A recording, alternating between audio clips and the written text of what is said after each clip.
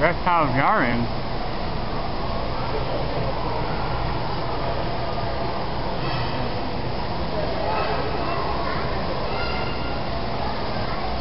Wow.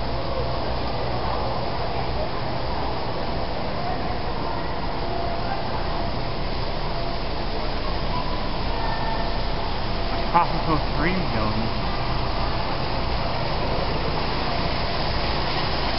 Waterfall.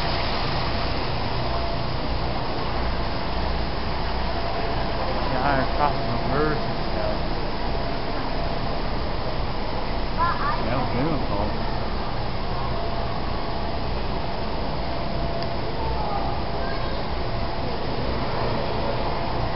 Beautiful.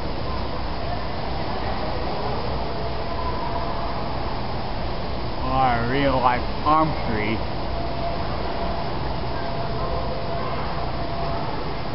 Amazon green boa.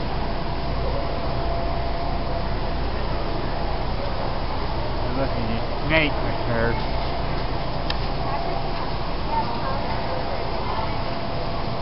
Look at that little bird right there. It's actually called a parrot. I mean, Reptile Gardens has the largest collection of reptiles and birds and all sorts of plants. Right on the lowest hill.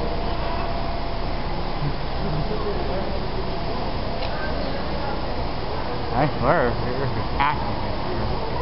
This might get a little interesting.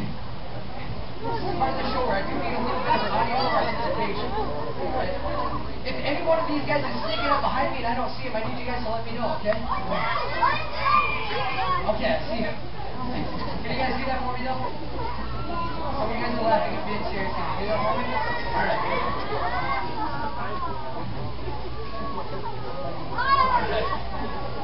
This is quite a bit of bad idea. Let's go around.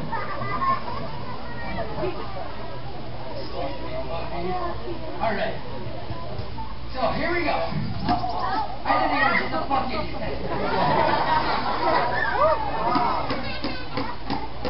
Now this is what an alligator show looks like. Alright. Clearly this guy wants some chicken. I think he just ran out of that. Why not deep fried from alligator? Alright. First thing I'll point out is the shape of their head. They have a very long head. They have a short, stubby neck. This enables them to simply go down and grab their food. What they're going to have to do is rock their head to the side and grab it like that. And you will notice they do make somewhat of a chewing motion when they're eating, but it's not chewing at all. What they're doing is they're positioning the chicken in their mouth. That way they can swallow it easily. You just got a piece of chicken swallowed. Get that. I just fed you. I think he wants to eat some person. I think he wants the other white meat. No. Yeah, he does want the other white meat.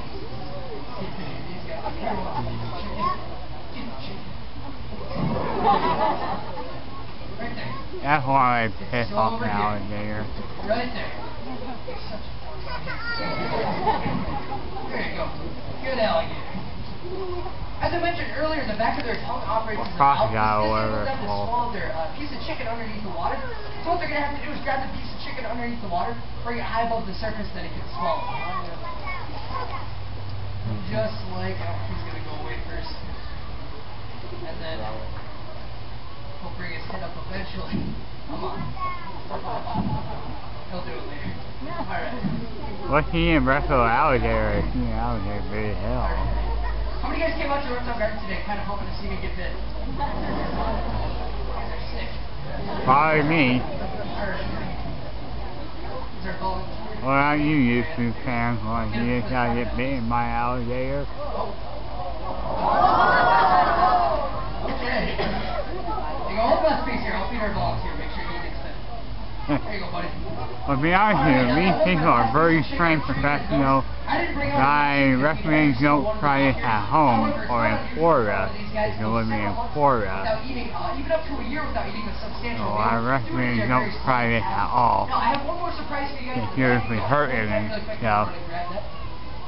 Well, like your alligator might bit your head off if you get it.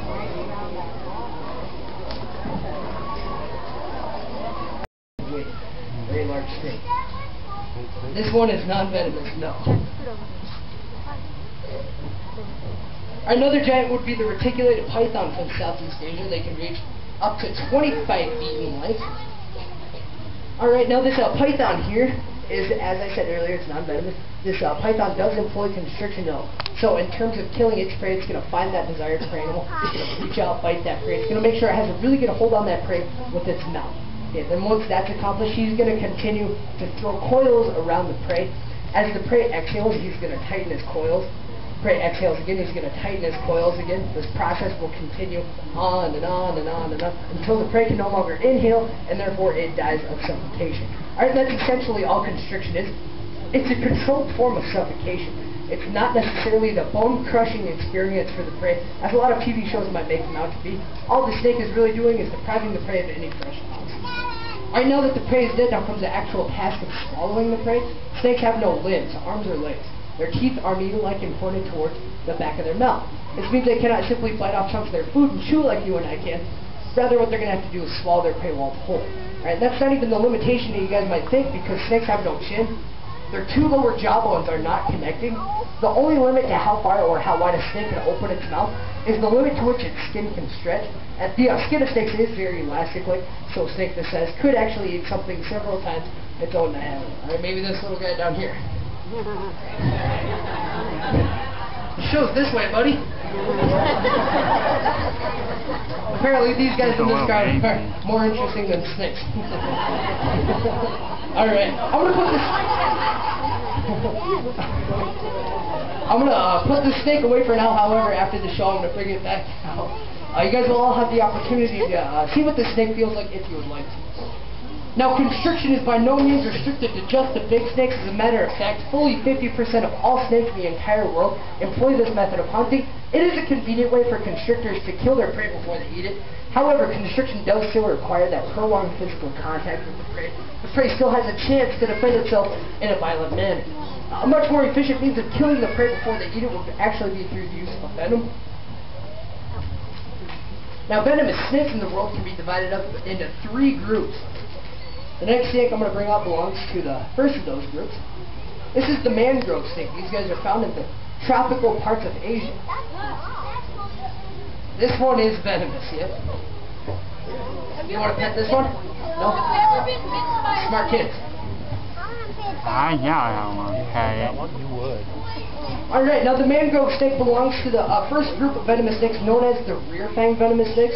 Rear-fang venomous snakes are the most primitive and the least efficient of the 3 groups. That's due to the simple fact that they cannot truly inject venom into their prey. They have solid teeth with groomy channels on them. So what they're going to have to do is bite the prey, work, chew, gnaw the prey to the back of their mouth. They must allow themselves enough time for the venom to slowly trickle down their tooth and then into the open wound of the prey. Very time-consuming, not very efficient at all. As a matter of fact, a vast majority of rear-fang venomous snakes will also employ constriction on their prey to aid their kill. I'm not going to throw them at you. Now, for the most part, rear-fang venomous snakes aren't big enough. Their fangs are far too inefficient. Their venom actually isn't even toxic enough to kill a creature the size of a full-grown human being. But there are a few exceptions to that. The bird snake and the boom sling are... oh, sorry, we've got a couple more cameras up. Bird snake and the boom sling are 2 rear-fang venomous snakes well known for human fatality.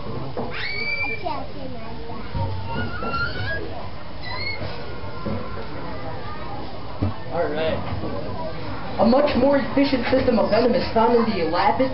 Now, in your elapids, which include cobras, corals, and mambas, their fangs are going to be permanently fixed erect in the very front of their mouth. Instead of solid teeth with grooves or channels down them, their teeth are hollowed-out tubes connected to a venom duct and a gland. Now, there's a muscle on top or around the gland that's going to allow the tooth itself to act as a hypodermic needle. If the slightest nip would embed them on a prey, muscle is going to squeeze the gland, push the venom down the tooth, and then into the prey. Thanks for being our prey there for a second. This next snake I'm going to bring out is not a elapid, it's what's known as a viper. I'm sure you guys have all heard that word before. Viper. No, not a dodge viper. There's Viper. What do you want, Viper?